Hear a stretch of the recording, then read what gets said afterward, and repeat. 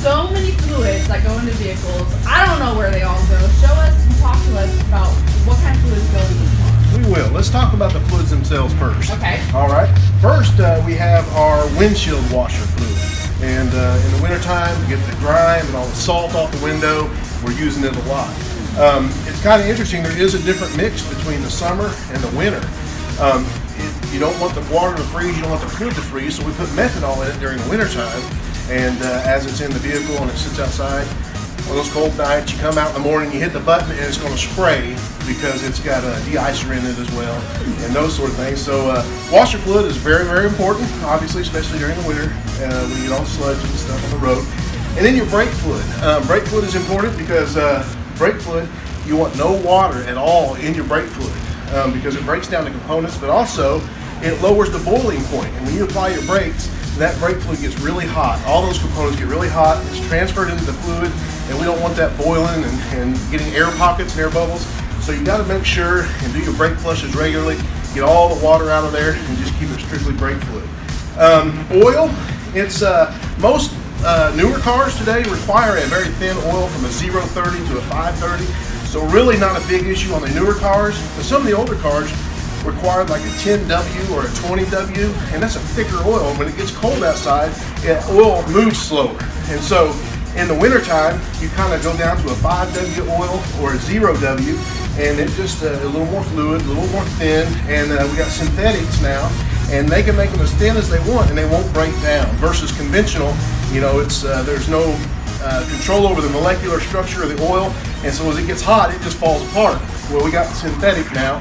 They can make it as thin as they want to, build the molecular structure as strong as they want to, and it can just withstand any kind of pressures. And so oil is important during the wintertime. Make sure you got the right oil. And probably one of the most important things, obviously, is your coolant. And what the coolant does, in the summertime, it keeps the engine from getting so hot that it makes the coolant in the engine boil. And so it raises the boiling temperature so it can withstand that. And in the wintertime, if you've got the right mix on your coolant, a 50% antifreeze and 50% water, your vehicle is protected from freezing anywhere from 30 to 50 below zero. And so very important to have the right coolant in during the wintertime for sure. And there's a couple things when we look at these fluids on the coolant, for instance, we want to make sure the level's right. We want to make sure the condition is right, it's not too dirty. And we want to make sure the concentration's right, 50-50 mix with water and antifreeze itself. Obviously, every car and vehicle is different, so if I need to add more windshield wiper fluid in my car, where am I even looking in my vehicle? All right, that's interesting because they are different and they're located mainly under the hood area here. But for instance, this vehicle right here, it's got the window washer fluid filled right here. It's just a reservoir, and we'll fill that up to the top. And each time you get a service at Meineke, we always top off every fluid in your vehicle.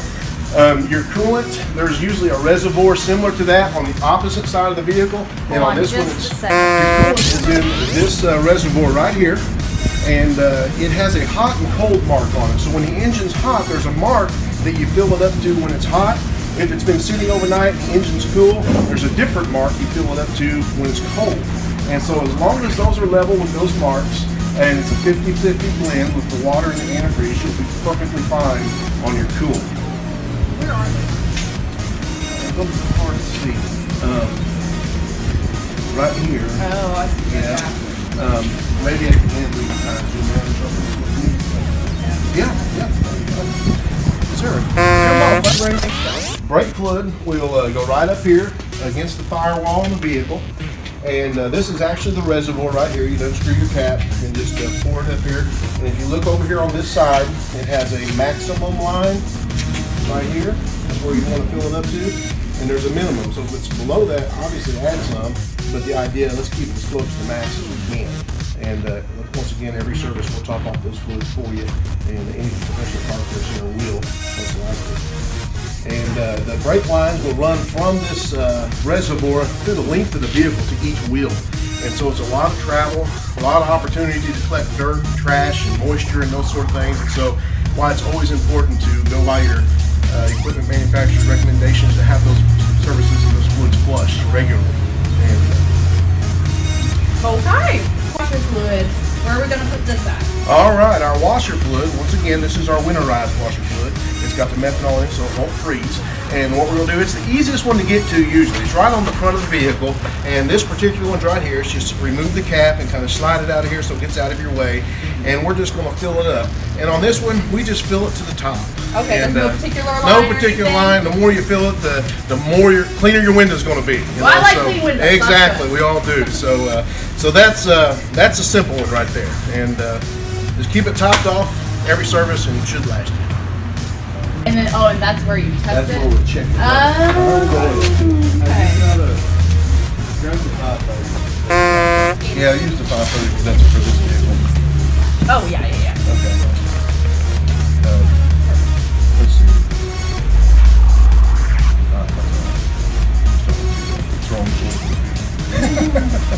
It's wrong.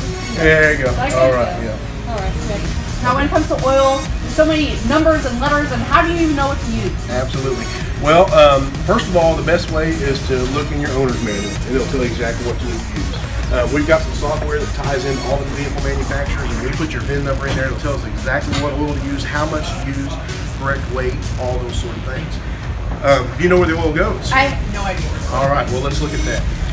The oil fill is right here on this cap, and it's got, on this particular vehicle, the weight you want to use. So all those numbers are right there for you, 5W30 on that one. So that's very helpful. And what you'll do is just simply remove the cap, like so. And then you'll put a funnel, or unless you're really good, don't make a mess. And you'll just fill it from here. Now, oil's kind of tricky on filling. You got to know what the capacity is. Right. Because obviously there's no lines to go by or anything. So what you do is find out what needs 5 quarts, 6 quarts, whatever. Put that in there. Put your cap back on like you would. And then this stick right here, the yellow one. Right, I've seen that before. That's your oil level. So you'll pull that out. And at the very bottom of this stick, it's going to have some holes down here. Okay? We would wipe it clean and then reinsert it, and it would give us an accurate reading between one of those holes.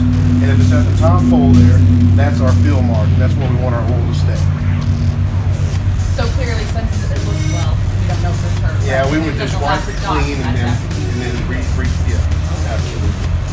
So that's This top dot right here, there's little holes in there, and so we want it to be, that's our fill line right there where my finger is. And so we would typically just wipe that clean, reinsert it into the tube here. That will pull it out and should give us a more accurate reading. And, see, we got this one in for an oil change. It's a little bit low, so we're going to empty all that old oil out of there, put fresh oil, along with the oil filter in there, and we'll top it off to that top hole there.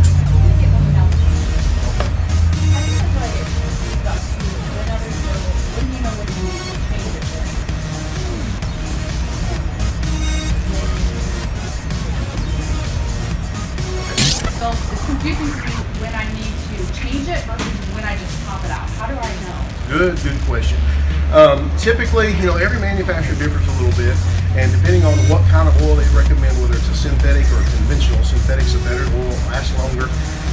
There again, refer to your owner's manual, and it'll tell you when your intervals are to change.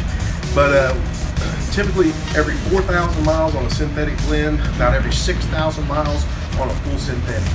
And so, or you got a 4-month mark or a 6-month mark. So what we'll do, what any service center will do, they'll put a sticker at the top left part of your window, most of them, and it'll have from the time you got your oil change, it'll extend out 6,000 miles on that sticker, or 6 months. So you just change the oil at whichever one of those comes first. So if you drive a lot, you may need an oil change before 6 months. If you don't drive very often, you need an oil change at 6,000 miles. And so, does that help? That's perfect. Gosh,